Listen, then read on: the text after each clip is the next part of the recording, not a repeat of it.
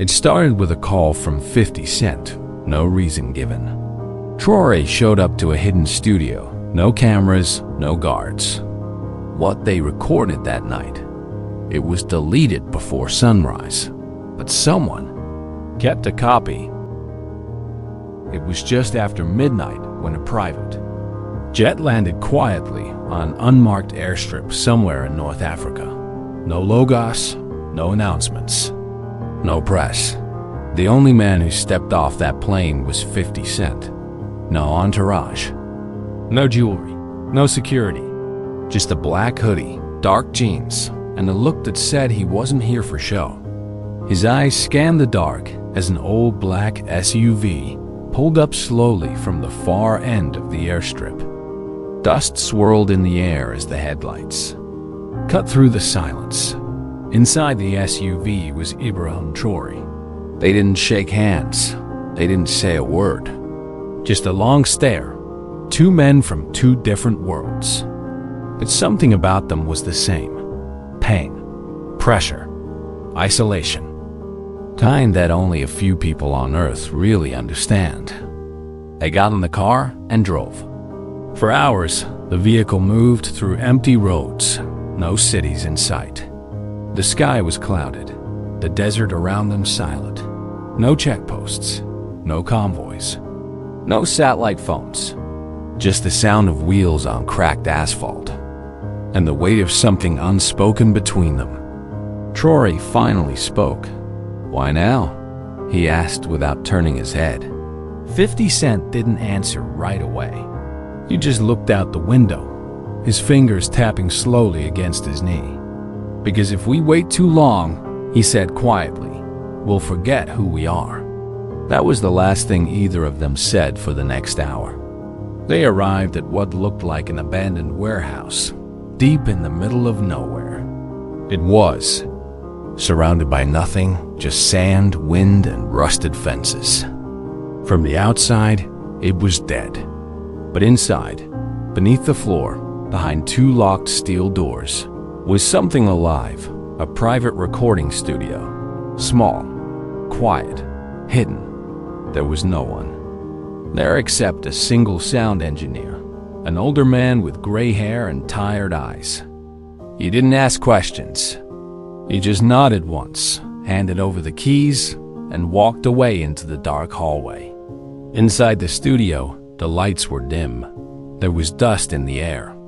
The booth was old, the mic scratched from years of use. But it worked. The silence in the room wasn't awkward. It was loaded, like the walls were holding their breath. 50 sat on a worn-out chair, elbows on his knees. "This ain't about music," he said. Traoré nodded. "I know." There was a long pause. And then 50 said, "You're the last one who still says what he means." Traoré stared at the mic. It didn't look like a tool. It looked like a test. The engineer hit record. What followed was not a rap, not a speech, not a debate. It was two men telling the truth. Traoré spoke about what it felt like to lead a country where every phone call could be a trap, every deal a setup. He talked about the weight of being loved by the people, but hunted by the powerful. He didn't shout, he didn't preach. He just spoke, low, steady, raw. 50 listened. Then he spoke too, about the world behind the curtain, about the price of silence in rooms where deals are made, and how fame can't buy your soul back once it's sold. He talked about standing in rooms with men who smiled for the cameras, but signed papers that killed dreams quietly. And then it changed. The air got heavier, the words slower. You could feel it. Something was building. Traoré leaned in toward the mic, his voice barely above a whisper. "How do you survive in a world that punishes truth?" 50 didn't answer right away. He stood, walked toward the glass booth, and looked him in the eye. "By speaking it anyway," he said, and just like that, 50 walked to the console and pressed delete.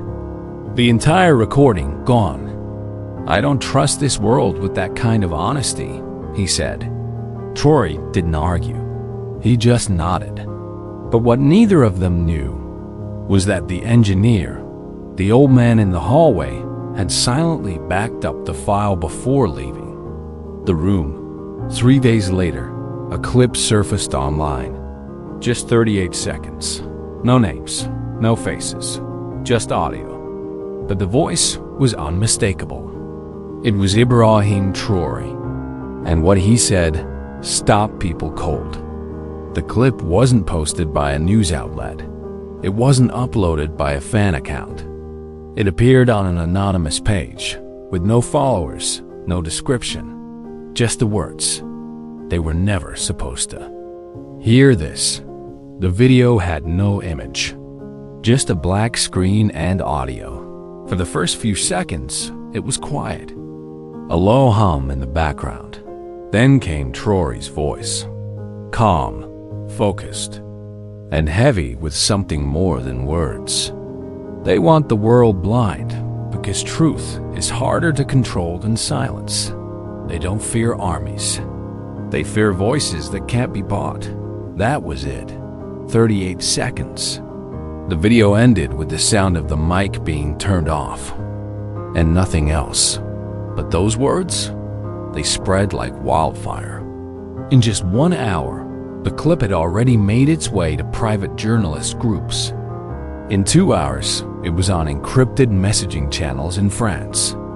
By morning, it had over 4 million. Views reposted by thousands. No one could confirm it was real. But no one doubted it either. The voice was too distinct, the tone too raw, the message too powerful to be fake. Comment sections exploded. "That's Traoré's voice, 100%.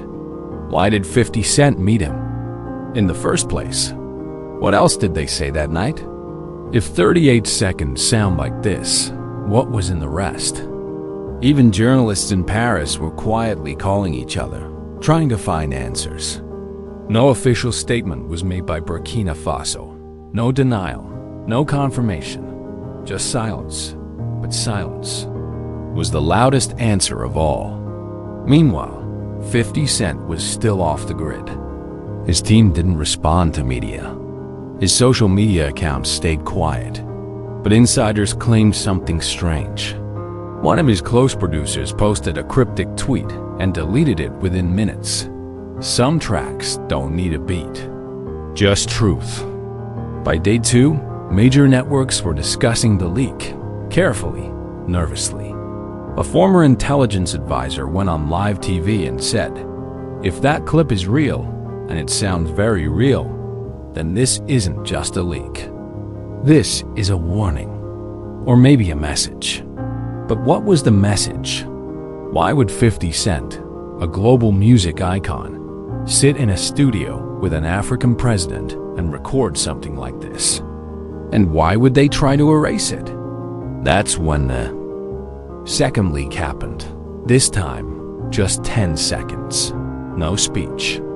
Just Traoré's voice, asking a single question. How many more have to disappear before they stop calling it peace?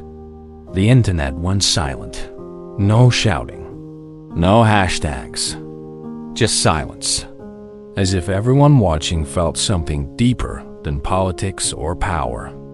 Like they had just overheard something sacred. Theories spread quickly. Some said the leaks were intentional, a controlled release. Others believed someone was trying to sabotage both men. But the truth, no one knew. And while the world debated, Traoré remained silent. Not a word from his office. Not a glance to the media. But in Burkina Faso, something changed. Young people started gathering in local cafes, playing the clip on loop. Old veterans listened with tears in their eyes. Taxi. Drivers turned off their music and let those 38 seconds echo through the streets. It didn't matter who leaked it. The people had heard it, and they weren't forgetting it. 3 days after the first leak, something changed. Burkina Faso's presidential office released a photo. No caption, no context. Just Traoré standing at a podium, holding a pen in one hand and a plain white CD in the other. It was the same disc from the studio, or at least that's what people believed. The image went viral instantly. News anchors debated it. Analysts tried to decode it. Some thought it was a threat. Others said it was a promise.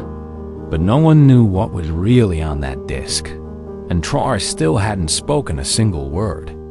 Meanwhile, in New York, 50 Cent was finally seen again, but not where people expected. He wasn't at a club, not at a studio, not on stage.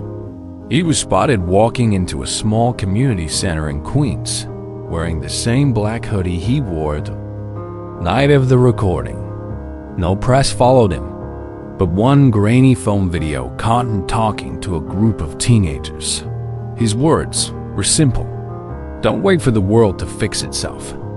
Most of it was never built for you. That clip, just 12 seconds, was posted with the caption, "He's not promoting music. He's promoting something else now." The internet exploded again. People began connecting dots. A private studio, a recording that vanished, leaked fragments of a conversation no one was supposed to hear. And now, both men moving in silence, but saying everything without speaking. That's when things got serious. The French ambassador to Burkina Faso suddenly canceled the public event. The U.S. Embassy released a vague statement about monitoring online misinformation. Several international news outlets received emails from anonymous sources claiming there was more audio, over 25 minutes of unreleased content, and that certain agencies were working to suppress it. Then, another leak. Only this time, it wasn't audio. It was video. Just 9 seconds. Grainy, dark, from a studio camera in the corner. You could barely see their faces, but the voices were unmistakable. 50 Cent leaning forward, whispering, "If they hear this, they'll come after both of us." And Traoré replying, "Let them come." The clip cut out after that, but those two lines, they broke the internet. People around the world started asking questions that had no answers. What was so dangerous about this recording? Why were two powerful men from two different worlds risking everything to speak together in the dark? But even more importantly, what else did they say that night? Because if 38 seconds could shake the world, and 10 more seconds could silence rooms, and one sentence could scare governments, then what was in the rest of the recording? No one knew, except two men, and maybe one old sound engineer. By the end of the week, the tension had reached every corner of the world. But neither 50 Cent nor Ibrahim Traoré had spoken publicly. Until now, on the 7th day after the leak, 50 Cent posted a single message. Not on Twitter, not on Instagram. He went live, straight from a small, empty theater. No crowd, just a spotlight and a camera. He walked onto the stage slowly, wearing all black, holding no mic, just speaking straight to the lens. They think I'm afraid to talk. I've spent most of my life surrounded by silence that protects power. But this ain't about rap. This is about what happens when two men speak without permission. The live feed shook. Over 3 million people tuned in within minutes. 50 didn't name Traoré directly. He didn't mention governments. But every sentence, every pause, felt like it was meant for someone watching very closely. He continued. "We recorded something. Yeah, it was real. It wasn't a song. It was a conversation the world wasn't supposed to hear. Because if people start hearing it, they start asking why they've been lied to." He looked down, took a long breath, then looked back up and said, And the truth is, that recording scared me. Not because of what we said, but because I knew it was the first time in years I wasn't pretending. The stream ended. No music, no promotions, just silence. And the world went quiet with him. But in Burkina Faso, something else happened. Hours after 50's stream, a large crowd gathered outside the presidential building in Ouagadougou. Not protesting, not chanting, just standing, silent. Hundreds, then thousands. People holding signs that read, "Let them hear it." We're not afraid of the truth. We are the voice now. It wasn't political. It wasn't violent. It was powerful. That's when the government released a statement, not from a spokesperson, not from a minister. It was signed by Traoré himself, typed, one page, official seal. But it said only this: if the world is afraid of our voices, then maybe they should start listening more carefully. That letter went viral instantly. Hashtags spread like wildfire. Hashtag the recording, hashtag let them hear, hashtag Ibrahim and 50. Every podcast, every live stream, every influencer had something to say. But no one really knew what would happen next. Then, out of nowhere, the studio engineer came forward. Not fully, not by name. But he posted an audio message online using a voice filter and a blank screen. And in that message, he said just one thing. They didn't just record a conversation. They recorded something that could bring people together or tear systems apart. I still have it. And I'm not the only one. The message was deleted minutes later, but it was already too late.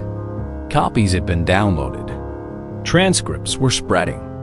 And someone, no one knew who, had created a countdown website with one simple promise. The full recording drops in 6 days. The world held its breath. Because now, this wasn't just about two men in a room. It was about what happens when the world finally hears something it was never meant to understand. The countdown had begun. Every second ticking down on that black screen pulled millions of eyes. People weren't just waiting. They were preparing. Newsrooms adjusted their schedules. YouTubers made theories. Podcasters cleared space for emergency episodes. Governments quietly met behind closed doors. But Traoré, he remained exactly where he had always been, in the capital, among his people. Yet something was different now. He had stopped wearing suits. Every appearance, whether brief or unannounced, showed him dressed like a soldier again. Military greens, boots, no medals, no speeches, just presence. Some said it was a message. Others said it was a warning. Odd. But one old man in a market said something that went viral. When a lion stops roaring, it's not because he's tired. It's because he's waiting for the right moment to pounce. Meanwhile, in the US, 50 Cent had disappeared again. No social media. No new leaks. Just a silence that felt too intentional to ignore. But then came the message. On day 5 of the countdown, one day before the supposed drop, 50's team posted a cryptic, black and white photo. It showed a table, 2 chairs, one empty, and one with a folded piece of paper on it. The caption? One of us wanted to let it out. The other wanted to protect it. Who do you trust? The internet exploded. Was 50 backing out? Was Traoré pushing for the release? Or was this all bigger than anyone understood? Rumors spread that global agencies were trying to shut down the countdown site, that secret legal teams had been activated, that both men were being monitored, not for what they might do, but for what they had already done. And then, just hours before the countdown hit 0, a storm hit Ouagadougou. A real one. Rain, thunder, wind strong enough to knock down signs, and flood roads. It was the kind of weather that emptied streets. But not this time, because under that rain, thousands gathered again outside the same presidential building, soaked, shivering, but unmoving, holding up signs in plastic covers, playing the original 38-second clip through waterproof speakers, waiting. Inside the palace, Traoré stood at a window, watching them. He wasn't smiling. He wasn't angry.